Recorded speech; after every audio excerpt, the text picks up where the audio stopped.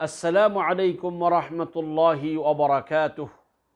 আলহামদুলিল্লাহি রাব্বিল আলামিন ওয়াসসালাতু ওয়াসসালামু আলা আশরাফিল আমবিয়াই ওয়াল মুরসালিন নবিয়িনা মুহাম্মদ ওয়া আলা আলিহি ওয়া আসহাবিহি আজমাইন। আম্মা বা'দ, قال رسول الله صلى الله عليه وسلم إن الله لا يطلع في ليلة النصف من شعبان فيغفر لجميع خلقه إلا لمشرك أو مشاحن اللهم صل وسلم على محمد النبي الأمي وعلى آله وأصحابه أجمعين। সম্মানিত দর্শক শ্রোতা ভাই বোনেরা, আমি আজ আপনাদের সামনে একটি গুরুত্বপূর্ণ বিষয়ে কথা বলার ইচ্ছা পোষণ করেছি, যদি আল্লাহ তৌফিক দেন। বিষয়টি হলো 15ই শাবানের রাত্রিতে ক্ষমা পেতে হলে আমাদেরকে কি করতে হবে।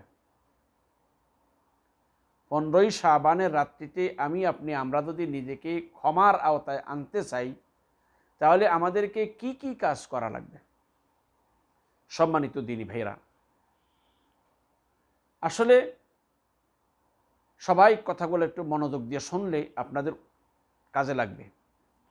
আল্লাহ সুবহানাহু ওয়া তাআলা আল্লাহর বিশেষ দয়ায় তিনি তার বান্দাদেরকে বিভিন্ন মৌসুমে, বিভিন্ন মুনাসাবাতে তিনি বা বিভিন্ন কারণে বান্দাদেরকে ক্ষমা করে দেন। এটা বোঝার জন্য আমরা একটা ছোট্ট বিষয় যদি আমাদের দেশের দিকে তাকাই, পৃথিবীর সব রাষ্ট্রের একটা নিয়ম আছে। যেমন প্রত্যেক দেশেই হাজার হাজার মানুষ কয়েদি হয়ে থাকে, জেলখানায় থাকে, বিভিন্ন অপরাধে হয় অপরাধ করে জেলে যায়, নতুবা তাকে অপরাধী সাজিয়ে জেলে পাঠানো হয়। বিভিন্ন রকমের বিভিন্ন অজুহাতে মানুষ জেল খাটে। কিন্তু প্রত্যেকটা দেশের রাষ্ট্রপ্রধানের কিছু নিয়ম নীতি আছে, যে কিছু বিশেষ বিশেষ দিবসে রাষ্ট্রপ্রধান কয়েদিদেরকে ক্ষমা করে দেন। আবার সেখানে আবার জেলে যে সমস্ত কয়েদিরা থাকে তাদের কয়েদিদের মধ্যে মানে ওই ফাইল যেটা সেখানে থাকে, সেই ফাইল লেখা থাকে সাধারণ ক্ষমার আওতায়। আবার কিছু অপরাধী আছে যাদেরকে সাধারণ ক্ষমার আওতায় আনা হয় না, এটা ওইখানে লেখা থাকবে যে সাধারণ ক্ষমার আওতায় সামিল হবে না। আর কিছু ফাইল থাকে সাধারণ ক্ষমার আওতায় মানে সে থাকবে। তার মানে যে কোনো মুহূর্তে সরকার যদি ক্ষমা করে দিতে চায় তাহলে করে দিতে পারে। তার একটা উদাহরণ দেখেন, যেমন আমাদের দেশ সারা পৃথিবীর সব দেশেই মুসলিম দেশগুলোতে যেমন ঈদ উপলক্ষে, 2 ঈদ উপলক্ষে দেখা যায় যে কিছু কয়েদিকে সরকার ক্ষমা করে দেয়, জেল থেকে মুক্ত করে দেয়। এমনিভাবে রমজান উপলক্ষে কিছু কয়েদিকে জেল থেকে মুক্ত করে দেওয়া হয়।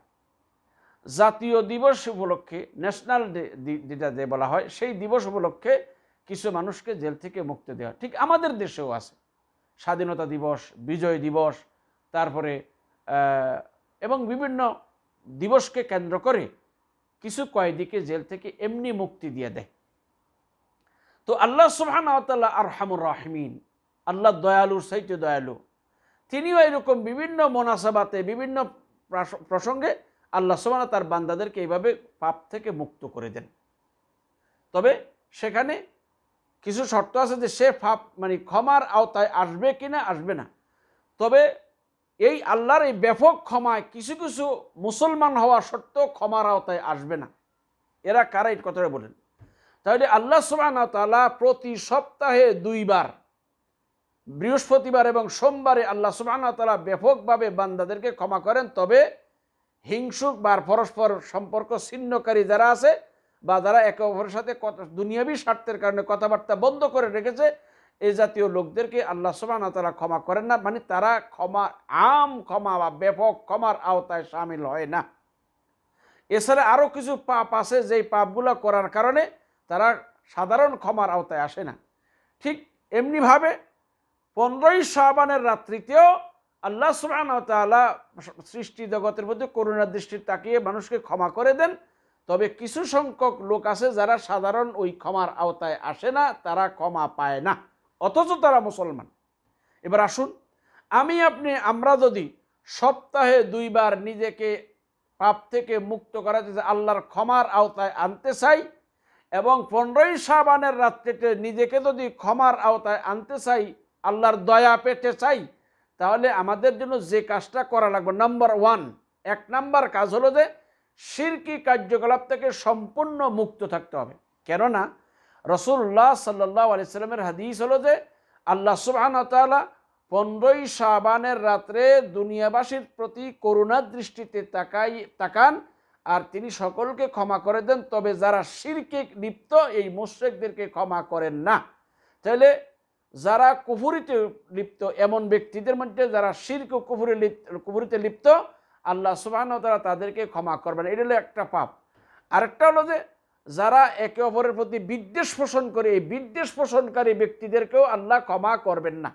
তাহলে 15ই শাবানের রাতে যদি আমরা যদি ক্ষমা পেতে চাই, তাহলে আমাদের জন্য প্রথমটা হলো শিরকি কার্যকলাপ থেকে সম্পূর্ণ মুক্ত থাকতে হবে, আল্লাহর কাছে তওবা করে পবিত্র হয়ে যাব। আর যদি কারোর প্রতি কোনো বিদ্বেষ পোষণ করে থাকি, তাহলে এই 15ই শাবান আসার আগে আগে এই বিদ্বেষ থেকে নিজেকে পবিত্র করে ফেলবো, তাহলে আল্লাহর দয়ার ভিতরে আমরা সামিল হয়ে যাব। এটা একটা। দ্বিতীয় আরেকটা দিন হচ্ছে কি, যে কুফরিতে লিপ্ত যারা আছে তাদেরকে আল্লাহ ক্ষমা করবেন না, এবং হিংসুকদেরকে যতক্ষণে তারা হিংসা বর্জন না করবে।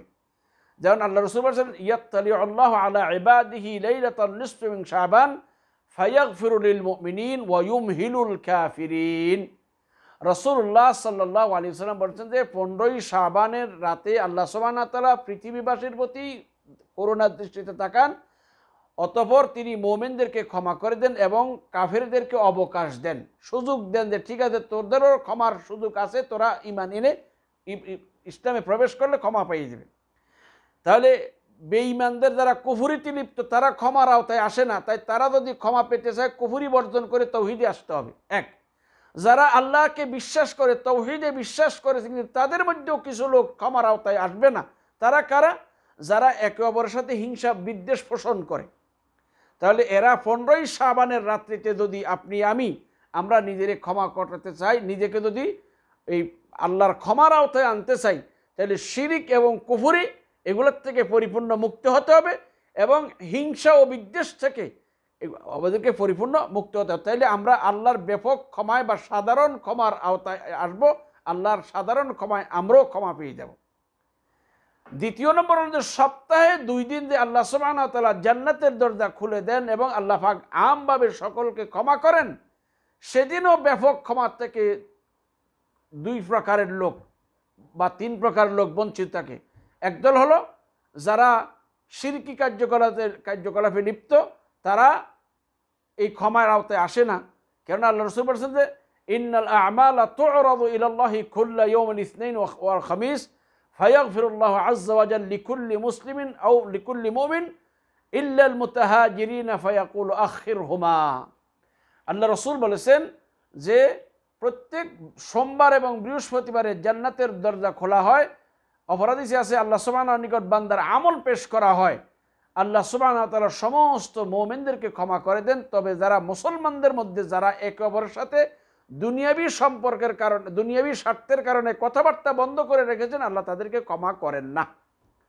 অপর এক হাদিসে আছে যে আল্লাহ সুবহানাহু ওয়া তাআলা এই প্রতি সোমবার এবং বৃহস্পতিবারে ব্যাপকভাবে আল্লাহ যে ক্ষমা করেন, তবে যারা শিরকি কার্যকলাপে লিপ্ত আল্লাহ তাদেরকে ক্ষমা করেন না, এবং মুসলমানদের মধ্যে যারা একে অপরের সাথে বিদ্বেষ পোষণ করে তাদেরকেও আল্লাহ সুবহানাহু ওয়া তাআলা ক্ষমা করেন না।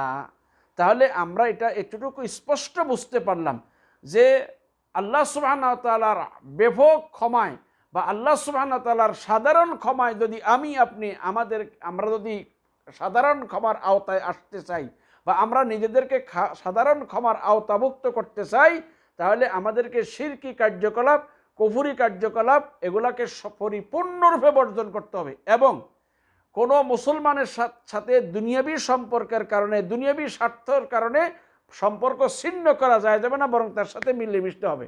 তাহলে আরেকটা হলো যে একে অপরের সাথে হিংসা বিদ্বেষ পোষণ করে এর থেকে মুক্তি হইতে হবে।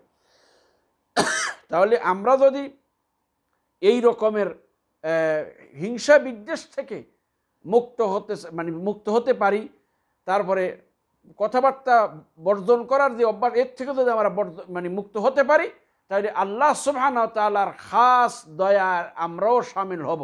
সুতরাং আমরা যদি 15ই শাবানের রাত্রিতে আল্লাহর ব্যাপক ক্ষমা বা সাধারণ ক্ষমার আওতায় নিজেকে আনতে চাই, অথবা প্রতি সোমবার এবং বৃহস্পতিবারে আল্লাহর সাধারণ ক্ষমায় যে আল্লাহ মানুষ ক্ষমা করেন সেই ক্ষমার আওতায় যদি আনতে চাই, তাহলে শিরক, কুফরি এবং হিংসা বিদ্বেষ আর মুসলিম ভ্রাতৃত্ব বন্ধনের সম্পর্ক ছিন্ন করার থেকে যদি বাঁচতে পারি, তাহলে আল্লাহ সুবহানাহু ওয়া তাআলার সাধারণ ক্ষমার ভিতরে আমরা সবাই ক্ষমা পেয়ে যাব।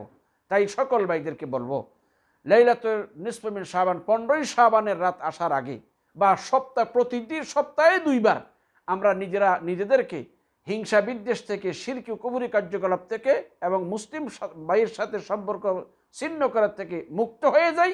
আল্লাহ আমাদেরকে ক্ষমা করে দিবেন। আসুন আমরা চেষ্টা করি নিজেকে সংশোধন করার জন্য, যাতে আল্লাহ সুবহানাহু ওয়া তাআলার এই সাধারণ ক্ষমার ভিতরে আমরা সবাই ক্ষমা পেয়ে যাই।